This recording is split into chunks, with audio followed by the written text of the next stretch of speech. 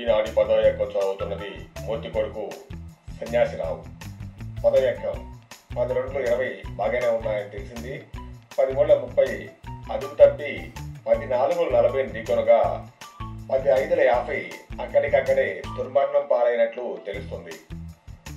10 6 60 10 70లకి తీవ్ర గాయాలయ్యాయని అభిజ్ఞ వర్గాల బోగట.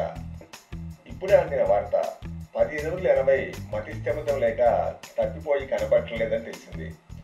పట్టుకున్న వారికి 10 990,000 రూపాయలు అందజేస్తారని అధికారికంగా ప్రకటించారు.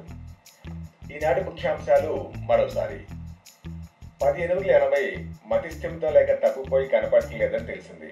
పట్టుకున్న వారికి 10 990,000 రూపాయలు అందజేస్తారని అధికారికంగా ప్రకటించారు.